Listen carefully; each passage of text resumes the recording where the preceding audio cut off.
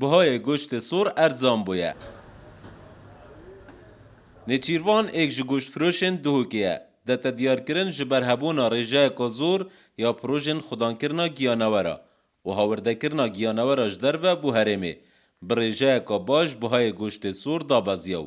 بازار گوشت فروشان جی گرم و گرتر لیبویه. سبب ارزانبونا گوشتی مشروع گلکای مشابون. وقتی مشروع گلکا مشابید تاجر مشابید گلکاش در و مشابینن. اما هر چیزی هبید ده ارزان بید. جاوی گاوی مشروع مشابون مشروع گلکا جبرنده گوشت ارزان بود. گوشت هبو مثلا کیلو 20000 22000 18000 و گاوی اون جوره هم یا کیلو 2000 3000 جیو مثلا 18000 افریقایی ها یا 15000 کیلو 3000 جیو بون. بس اول ها بیت که میگه نه بیت اگر که هم بیشین گوشت ارزانه چکو 15000 راستی هریه گرانه و کدی نه نبارانش تاثیر خوی ها بلکه تاجر دی حیوان خو ارزان کرد و که بیشین درآمدشی نبوده و مجبور ارزان کرد اگه بی ارزان کرد المیدان که ارزان فروت هم اجده ارزان فروش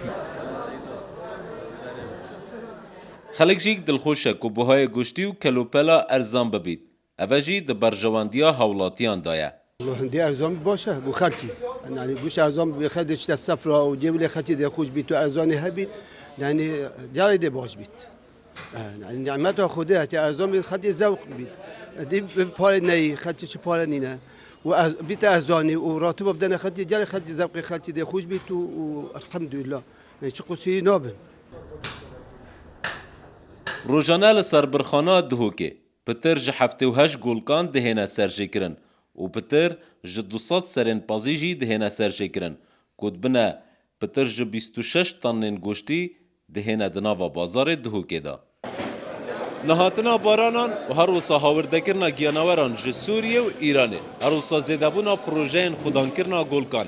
اوه همید بنا اگر نرخ گوشت سور دناوا بازاری دا بهت خاره. هر وسا افچنده جی ده برجواندی هولاتیه و هر وسا بازرگانان جی دایه. هوار علی